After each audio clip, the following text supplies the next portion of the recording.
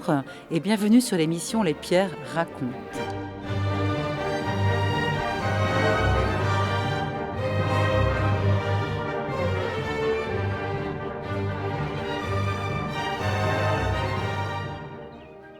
Aujourd'hui, notre émission vous donne rendez-vous à Saint-Porchaire, entre Rochefort et Saintes, dans l'un des plus jolis châteaux Renaissance de notre département, la Roche-Courbon.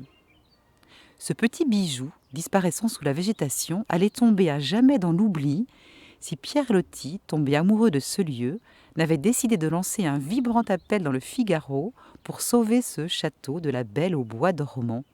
C'est alors qu'un autre enfant du pays, Paul Chénereau, passionné d'art, répondra à cet appel et consacrera sa fortune à redonner à cette petite merveille son lustre d'antan. Plus d'un siècle plus tard, cette demeure privée est toujours entre les mains de ses descendants qui s'attellent à poursuivre cette tâche. Aujourd'hui, nous avons l'honneur d'être reçus par Didier Martin, guide fidèle et passionné de ce site qui va nous en montrer les trésors. Didier, bonjour et merci de nous accueillir. Oui, bonjour Valérie, écoutez, je suis ravi de vous accueillir à La Roche-Courbon. Nous sommes à l'entrée du château, dans la cour intérieure. Donc sur notre gauche, le donjon carré médiéval et devant nous, le corps de logis qui a été reconstruit au XVIIe siècle.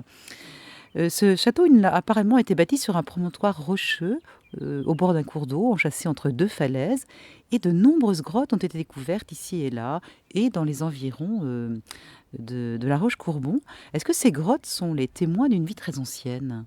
Absolument Valérie, en fait nous nous trouvons sur un bassin sédimentaire, donc une roche, d'où le nom. En fait les réseaux hydrauliques ont façonné cette roche, y ont en fait inséré des cavités, des grottes, et ces grottes évidemment c'est un abri naturel, et il y a 60 000 ans, eh bien, l'homme de Néandertal en fait son habitat principal. Et qu'est-ce qui attirait l'homme de Néandertal à cet emplacement ? Est-ce qu'il y avait des forêts giboyeuses ? C'est la douceur de vivre, comme aujourd'hui. On a tout sur cette roche. On a un abri, on a un fleuve, donc une faune, une flore luxuriante. On a à manger. En fait, c'est tout à fait un endroit, j'allais dire, pour l'époque, charmant. Un petit paradis, quoi, en fait. Oui, plus récemment, ces grottes ont également été un paradis pour Pierre Loti, que nous évoquions tout à l'heure. C'est là qu'il rencontrait régulièrement sa gitane. Alors oui, La Roche-Courbon est indissociable de Pierre Loti. Alors évidemment, là, nous parlons du jeune Julien Viaud, qui passait ses vacances scolaires chez sa sœur Marie-Bon à Saint-Porchaire. Et lui, évidemment, c'est un enfant espiègle et voilà, il visite la forêt, il découvre l'environnement. Et notamment les grottes. Il tombe fou amoureux des grottes. Et puis, adolescent, il fait une rencontre avec une belle bohémienne. Comme il l'écrit dans Prime jeunesse, avec elle, il perd sa vie d'enfant au milieu des fougères, des scolopendres. Enfin bon, on encourage tout le monde à relire Prime jeunesse de Pierre Loti. Alors si nous retournons à l'époque gallo-romaine, quelques vestiges ont aussi été découverts ici. Nous nous trouvons sur un passage. Et ce passage va du nord au sud, d'est en ouest. Et il n'a jamais été déserté par l'être humain. Donc nous, sapiens, on arrive à peu près il y a 12 000 ans. On est ici encore présent pendant la protohistoire et durant l'Antiquité. Notamment, nous avons découvert une ville antique qui n'a jamais été fouillée, mais c'est ce que nous appelons la cité perdue. Enfin, c'est un lieu qui, évidemment, pour les générations à venir, sera sans doute fouillé. Mais voilà, il y a une présence antique ici, à La Roche-Courbon. Et de l'époque médiévale, vu le nombre de tourelles qui sont encore visibles aujourd'hui, que sait-on ? Au Moyen-Âge, vous savez, il y a des choses importantes. Notamment, les lieux sont indissociables, évidemment, de la société. Et ici, nous sommes sur un chemin qui allait jusqu'à Rome. Alors, évidemment, tous les chemins mènent à Rome, vous allez me dire, mais là, c'était un chemin de pèlerinage, le chemin des Roumieux. Donc, on a un village au Moyen-Âge, un village qui s'appelle Romette, sur le chemin de Rome. Et donc a été construit une fortification, un premier château fort, sans doute au XIIe siècle, XIe, XIIe siècle, qui a été détruit pendant la guerre de Cent Ans. Mais a été, dans la foulée, reconstruit une autre architecture militaire bien plus puissante, bien plus importante, avec une cour haute et une cour basse. Et aujourd'hui, nous en voyons une petite partie, puisqu'il y avait 5 tours à l'origine, il n'en reste que 2 aujourd'hui. Donc ce que vous venez de dire, Didier, est fort intéressant. Mais savez-vous à quel moment ce site a pris le nom de La Roche-Courbon? En fait, nous sommes sur le fief de Romette, le fief de La Roche. A été construit donc une forteresse militaire. Et puis, durant les guerres de religion, ce château, qui est sur des terres protestantes, rentre dans le giron catholique par la famille Courbon, Jacques de Courbon notamment, qui se marie avec Anne de Gombauld. Et à ce moment-là, des grandes modifications architecturales, architectoniques, voient le jour. Et puis, c'est surtout Jean-Louis de Courbon qui, à partir des années 1630, entreprend d'énormes travaux pour transformer ce qui reste de cette forteresse en très belle maison d'agrément. Des ouvertures, des balcons, des jardins à la française. Et à ce moment-là, il lui donne son nom définitivement. Ça avait commencé un petit peu avant, mais là, définitivement, fusion des deux vocables, La Roche-Courbon. Dites-moi, Didier, à quelle époque cette forteresse que nous voyons aujourd'hui a-t-elle été construite? Alors en fait, on se remet dans le contexte, nous sommes sur un fief. Donc ce fief, c'est une propriété d'un seigneur. Il faut se protéger. Donc, dans une période d'insécurité, on construit fort. Il y a eu un premier château au XIIe siècle qui a été détruit pendant la guerre de Cent Ans.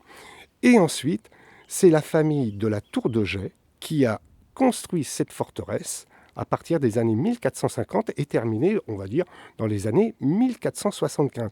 Il fallait à ce moment-là toujours se protéger de ce que nous appelons aujourd'hui nos amis anglais.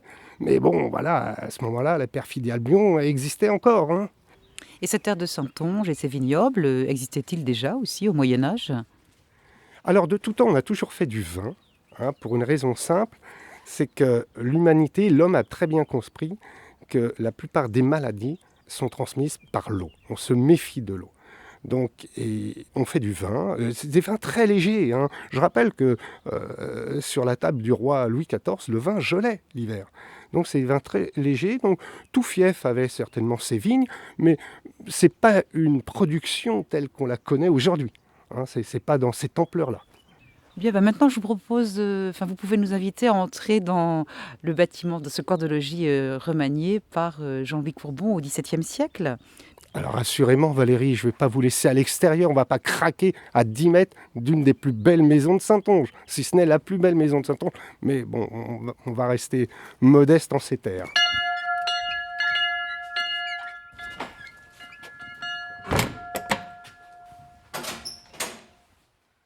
Nous entrons dans ce bureau-bibliothèque dont la structure date du XVe siècle et ce bureau a été réaménagé au début du XXe siècle par Paul Chénereau. Alors absolument, là nous sommes dans le corps de logis et cette pièce, donc bureau-bibliothèque, comme son nom l'indique, nous avons le bureau de Paul Chénereau, le portrait de Paul Chénereau, sa bibliothèque, ses armoires.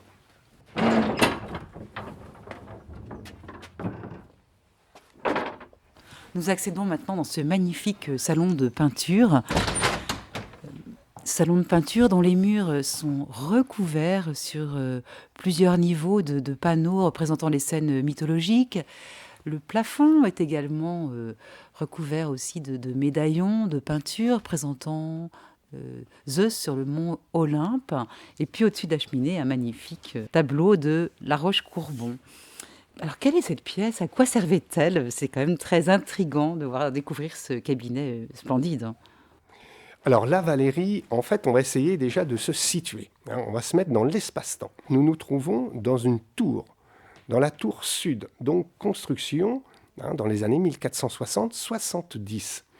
À l'origine, évidemment, c'est une tour de défense, donc les murs font plus de 2 mètres d'épaisseur. Évidemment, il faisait quasiment nuit ici, au Moyen-Âge. On avait simplement 2 archères. Point. Et puis, c'est la décision du jeune marquis Jean-Louis de Courbon d'avoir son cabinet, qui est une pièce intime, qui est faite pour recevoir les amis. Et évidemment, il vit avec son époque, son temps, sa décoration, donc il se fait installer par un atelier ce cabinet de peinture. Et ce Jean-Louis La Roche-Courbon, c'était un homme passionné d'art? En fait, c'est une noblesse d'épée. C'est une noblesse d'épée avec une certaine culture. Les Courbons, évidemment, sont souvent connus pour être des hommes qui font partie ou de l'armée ou de la royale, de la marine. Les Courbons ont beaucoup été marins. Ils tirent évidemment leur fortune de titres et aussi des terres. Ils ont la culture des gens de leur époque. Donc ils veulent montrer, ils veulent partager. Et ils ont une certaine ouverture sur le monde. On va le voir évidemment avec l'explication de cette cheminée. Vous pensez que ça pouvait l'inspirer, ces scènes de la mythologie, lorsqu'il les avait sous les yeux, lorsqu'il recevait ses amis?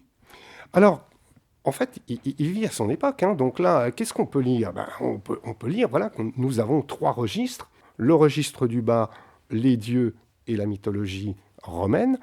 Le registre médian, donc au milieu, des paysages d'architecture. Et puis en haut, la vie et quelques travaux d'Hercule. En ce qui concerne le plafond, et là, évidemment, le plus simple, Valérie, serait que, on s'allonge tous les deux au sol. Mais enfin, bon, je ne vais pas vous demander ça, mais à ce moment-là, on verrait l'Olympe, le monde des dieux grecs, les sculptures et les 4 vertus cardinales que vous connaissez par cœur, que vous appliquez tous les jours, mais que nous allons rappeler.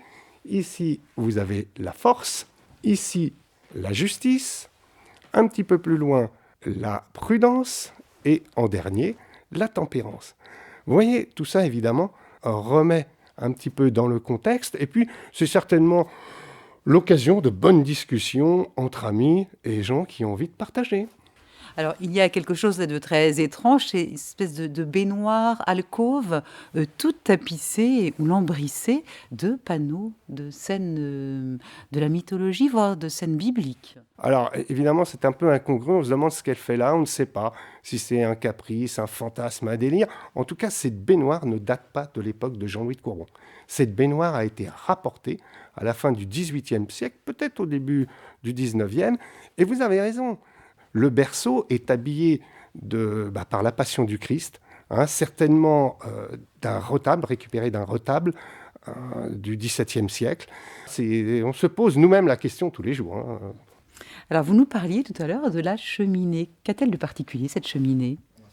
Donc, cette cheminée est très intéressante. Pourquoi? Là, nous avons une structure, une construction tout à fait classique. Donc, on a, pour expliquer à nos auditeurs, 2 piliers en bas, un linteau par-dessus et 2 piliers au-dessus, avec un traitement artistique où en bas nous avons 2 cariatides, le linteau est habillé en corne d'abondance et au-dessus 2 termes. Sauf que le traitement artistique n'est pas antique ou mythologique, il est plutôt moderne à ce moment-là. C'est-à-dire que les 2 cariatides du bas sont des femmes iroquoiennes ou des femmes des Antilles. Au milieu, le linteau, c'est corne d'abondance, puisque ce qu'on ramène du Nouveau Monde, notamment d'Amérique du Sud, c'est ce qui va nous nourrir aujourd'hui, ces grandes découvertes alimentaires. Et au-dessus, 2 hommes reprenant la Compagnie des Indes fondée par Colbert. Donc, vous voulez dire que ce Jean-Louis Courbon, c'était un marin qui allait régulièrement vers le Nouveau Monde, vers le Canada, vers les Antilles, comme il était d'usage pour beaucoup d'habitants de notre département? Effectivement, ça a été le rôle de beaucoup de Saintais, de partir, de s'exiler, de s'exporter vers le Nouveau Monde. Les Courbons étaient marins. Beaucoup ont combattu les Anglais sur les mers chaudes des Caraïbes, des Antilles, fondateurs de Fort-de-France. Sans doute, ils ont remonté avec des gens comme Cavelier de la Salle, etc. Le Saint-Laurent, le Mississippi. Ouais, ce sont des gens qui découvrent, ce sont des aventuriers. Quant au plafond avec tous ces médaillons, c'est étrange, les cadres de ces médaillons sont ornés de fruits, de fleurs. Pourquoi tout ça? On peut se poser la question. Alors, je rassure tout de suite nos auditeurs, les Courbons ne sont pas maraîchers. Les Courbons, rapportent du Nouveau Monde, des fruits, des légumes, des grenades, des ananas, etc. Mais comment expliquer à ses amis le goût d'ananas, le goût d'aubergine, le goût de choses comme ça? Alors déjà, on va leur montrer les formes, parce qu'après 3 mois de navigation, quand ça arrive dans la vieille Europe, tout est pourri. Donc on sculpte et on montre à ses amis à quoi ressemble ce que nous avons découvert dans ces nouvelles terres, sur ces nouveaux territoires. Et à droite de la cheminée, il semble y avoir une porte, peut-être dissimulée derrière ces tableaux. Ah mais on ne peut rien vous cacher, Valérie. Évidemment, vous avez découvert le passage secret. je vais vous l'ouvrir. C'est une porte dissimulée qui permet, en temps d'insécurité, de pouvoir partir du château, mais surtout, à une époque plus récente, de passer d'un niveau à un autre de façon tout à fait feutrée. Et là, vous avez une magnifique peinture de femmes en drapé à la romaine. Voilà, et là, Valérie, nous avons accès à un escalier en vis en pierre qui distribue tous les niveaux du château et qui permettent de rejoindre les salles basses. Incognito. Absolument.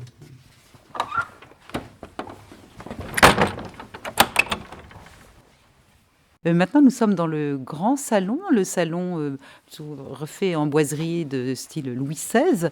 Et là, nous avons un tableau tout aussi extraordinaire qui présente les jardins tels qu'ils étaient au XVIIe siècle, les jardins du château.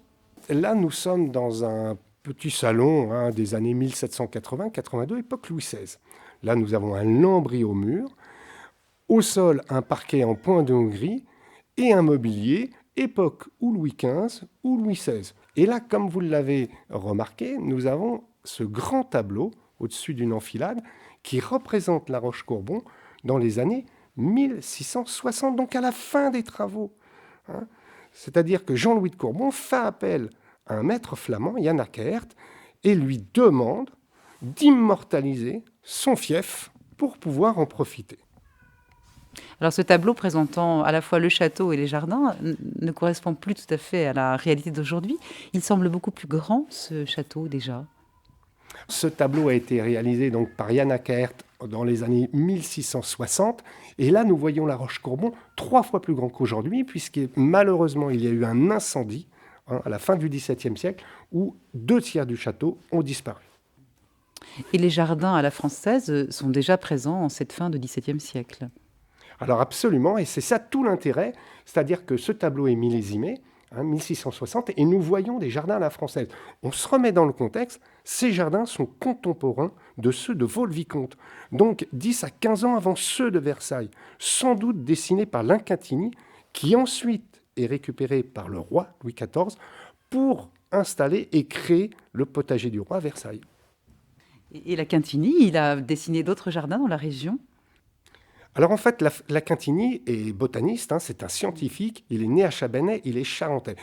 Il a surtout travaillé dans la botanique. Parce qu'en fait, on sait au XVIIe siècle, XVIe siècle un petit peu, au XVIIe siècle, on ramène évidemment de ces voyages beaucoup de fruits, de légumes, on ne sait pas les garder.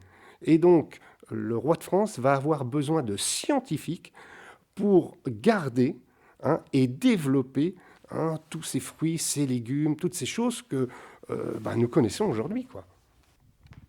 Maintenant, nous pouvons aller sur le balcon et de là, nous verrons directement les jardins à la française. Absolument, c'est la plus belle vue, la vue est splendide. Allons sur le balcon.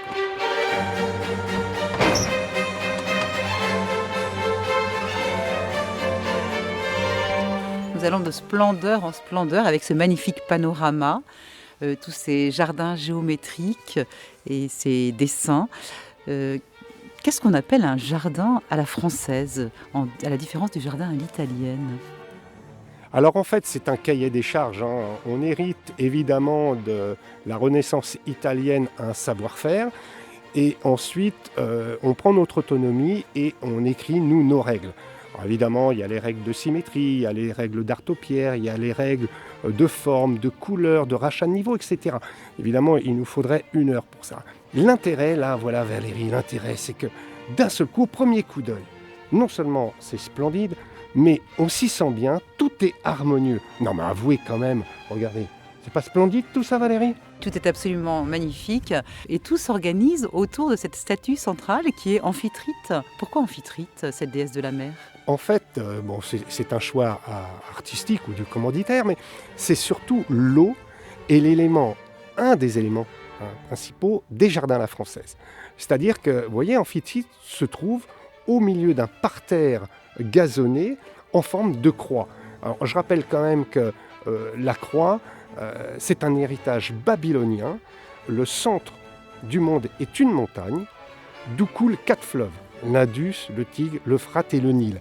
Et donc dans tous les jardins, mais on retrouve aussi dans les couvents, dans les monastères, c'est-à-dire un point d'eau d'où coulent 4 fleuves, 4 retombées d'eau, et qui donnent une croix. Et tous ces buis, ils bordaient aussi les espaces autrefois, au XVIIe siècle. Ah oui, alors c'est ce que nous appelons l'art topiaire, c'est-à-dire l'art de tailler, de topiarus évidemment. Donc toutes ces formes, on met la végétation en forme, c'est-à-dire que la main de l'homme maîtrise la végétation. Donc un des 3 règnes à ce moment-là. Quelles sont les 3 vocations de ces jardins ? Alors dans le cahier des charges, le jardin à la française n'a pas qu'une vocation artistique, il a aussi une vocation ludique et une vocation utile. Dans le côté utile, il doit nourrir le fief et le château. Donc nous y trouvons tout naturellement un potager, un verger, un vivier pour le poisson et un pigeonnier ou une fuie pour les protéines. Donc ce jardin, en fait, nourrit le fief. Nous descendons ce magnifique escalier Renaissance à double volet, cet escalier monumental, et maintenant nous sommes directement sur le jardin. Alors juste en face de nous, derrière cette pièce d'eau, il y a un grand escalier. Date-t-il aussi du XVIIe siècle ? Alors en fait, ces jardins, évidemment, comme tout jardin, c'est éphémère. Et lorsque les jardins ne sont plus entretenus, ils disparaissent. Ce qui a été le cas tout le 19e siècle, puisque le château a été inhabité et les jardins un peu abandonnés, on va dire, pendant 100 ans. C'est pourquoi Pierre Loti l'a appelé le château de la Belle au Bois dormant. Et lorsque Paul Chenreau rachète en 1920, évidemment, grâce au tableau d'Ackert que nous avons vu tout à l'heure, il fait appel à un architecte paysagiste brillant, Ferdinand Duprat, qui, à partir des années 25, entreprend à nouveau la recréation des jardins. Donc ce qui lui donne son aspect actuel.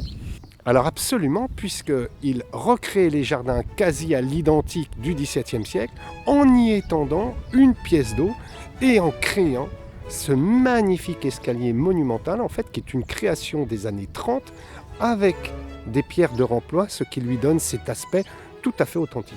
Oui, on se croirait tout à fait en Italie.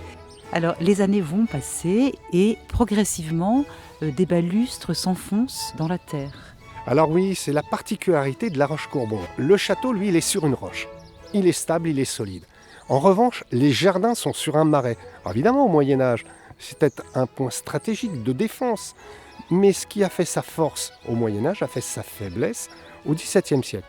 Donc les jardins se sont enfoncés, toutes les balustres, les échauguettes, les murs. Et il a fallu évidemment sauver tout ça. Et là, la solution a été trouvée par Jacques Badois, le gendre de Paul Chenreau, qui à partir des années 1970 entreprend quelque chose de tout à fait incroyable, c'est-à-dire on retire les jardins, on plante 3000 pieux reliés par des chevrons, on cloue un plancher en chêne et on réinstalle les jardins par-dessus. C'est unique au monde, nous avons une partie des jardins à la française sur pilotis. Toutes ces statues que nous pouvons voir ici et là, de quand datent-elles ? C'est du statuaire du XVIIe siècle et toutes les références sont mythologiques. Et souvent, c'est la Grèce qui prime, Rome évidemment, mais voilà, ce sont des statues du XVIIe siècle. Maintenant, nous pouvons nous retourner et admirer de nouveau la façade orientée plein ouest de ce château. Nous voyons très bien cet escalier un peu en avancée autour de 5 arcs en anse de panier qui datent du XVIIe siècle. Et nous comprenons mieux aujourd'hui pourquoi Pierre Loti a appelé ce château le château de la Belle au Bois dormant. Didier, entretenir un tel château, ça semble à la fois exaltant et sans fin pour les propriétaires de cette demeure privée. On imagine aisément qu'il faille redoubler d'inventivité, de créativité pour faire vivre ce château et le conserver. En dehors des visites traditionnelles, régulières que vous proposez, vous faites des propositions assez originales, je crois. La Roche-Courbon est un support absolument merveilleux. Et nous avons diversifié nos offres. Ça va de la visite guidée, bien sûr, mais aussi aux événements, aux escape games. On a un parcours préhistorien. Des idées, on en a 2 à la seconde. Nous essayons de trouver les meilleures manières de mettre les choses en place. Bien, un grand merci à vous Didier pour cette visite passionnante et instructive.